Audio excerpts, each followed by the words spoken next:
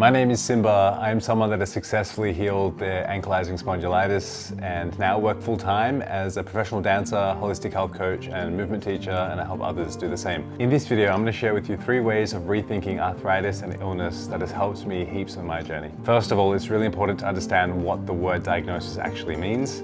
Dia means apart and gnosis means knowledge. So a diagnosis is a discernment through knowledge. You want to make sure that somebody that is diagnosing you not only is book read and can say the words, but they actually have lived experience of what is actually going on in your system. When this first hit me, I started rethinking my diagnosis of ankylosing spondylitis. When I first went to my first rheumatologist, and I went to many, they looked at a set of symptoms and said, "We think you have this, and maybe the genetic marker would suggest this." Did they have lived experience of that? No. Did they have book-read knowledge? Yes. Did they have Google as a search function? Yes. When I think of my diagnosis, I think of who has the knowledge, how do they know, how are they determining this? And lived experience and deep, intricate knowledge of injury, illness, suffering, pain, arthritis is so crucial to understanding what is actually going on in the system. I was lucky. When I was young and first diagnosed, I had a mentor in my life who was an exceptional healer, and he transmitted some very important information to me. The first thing he said was, take away the label, your body is inflamed, it's telling you a story, listen deeply. What is it saying?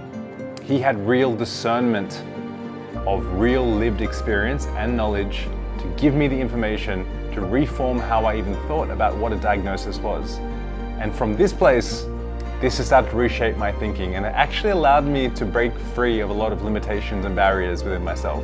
A diagnosis can be helpful if you want to name a set of symptoms. It can make you feel safe and give you some understanding of what's perhaps going on. But, for example, I have an index finger and a ring finger sore. I go to the doctor, they look at both fingers and say, aha. They'll read their textbook and say, you have 2 fingeritis. That means 2 of your fingers are inflamed. It's like saying, that is a red balloon. This is a black shirt.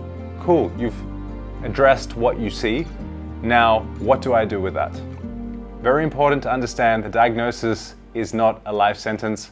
It is just stating what is apparent to the person who is discerning through whatever knowledge experience that they have. My mentor had a lot of experience of healing himself and many others through many things that were said to be forever diseases and illnesses, and they didn't last very long. Understanding what a diagnosis actually means is going to be a very valuable step in terms of your belief system, in terms of what can and can't be done. Number 2, the body is a feedback system. Everything that your body is communicating to you through pain, injury, and whatnot is a story, like a map that is unfolding continuously, trying to work with you in a cohesive way so that you both can be of service to each other. Your body may be in pain because it's trying to communicate to you. Your body is such a sophisticated piece of intelligence, and it's always trying to communicate to you and guide you. If you listen, you will know what it is saying, and sometimes these can be quite subtle. First, they will come as a little whisper, then maybe a little shake, then a shove, and then a knockout if you don't listen, where you're forced to lay on your back, contemplate how good life was before any illness, injury, or disease happened.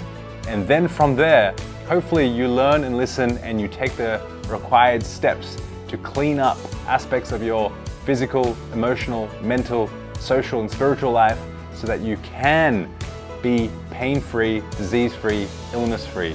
Your body is your best friend. It is trying to help you. It's not working against you. It's not betraying you. It's actually in service because it loves you. Allow it to love you by listening to it, tuning into the subtleties, and this can take work. We are bombarded in terms of our senses all day, every day. We've lost a lot of connection with what we hear, see, smell, taste, and feel because our senses are in overload. And a lot of the work is knowing that the body is communicating for you to help you. That's a big reshift in thinking, and it's helped me so much in actually learning how to listen to my body and what it needs so that I can create and forge a pathway to vitality. Number 3, the way I think about an autoimmune disease is the body starting to attack itself. So your own cells are attacking your tissue because you are not listening. The only way to gain your attention is by harming yourself so you are in pain, and hopefully you will become aware of what is going on within your system and maybe you can address it. Hopefully you don't numb it and run away from the pain, because the pain is actually the thing that is going to help you if you learn and listen. Of course, painkillers and pain prevention is really important so you can just live out some of your normal daily life, but you do not want to run away from the pain and numb and mask it and hide from it and not address what is going on in the depth. Autoimmune diseases come here to teach us a lesson. It is you that is harming you. In service of you hopefully taking conscious action and changing some lifestyle factors, changing the way you move, the way you eat, the way you relate to your friends, family, partner, the way you work in the world, what you do as a career. There's so many aspects of what is going on when an autoimmune disease hits.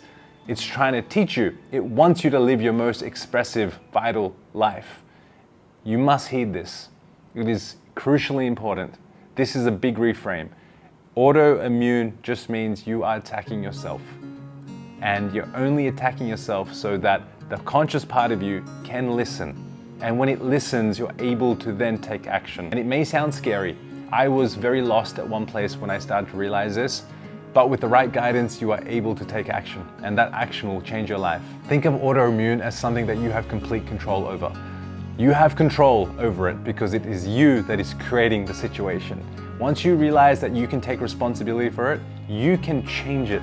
And that is the beauty of this beautiful mechanism known as your body that is so highly intelligent, working in coherence with you, your mind, your emotions, your spirit. I wish you the best. I'm going to be sharing heaps more about arthritis, about ankylosing spondylitis, about all the different wellness tips, all the ideas, all the reframes, all the movements from my movement teaching background and my holistic health background and my dancing background to help you overcome what felt like an insurmountable mountain that needed to be passed. And on the other side, I can tell you life is incredible. With big love, Simba.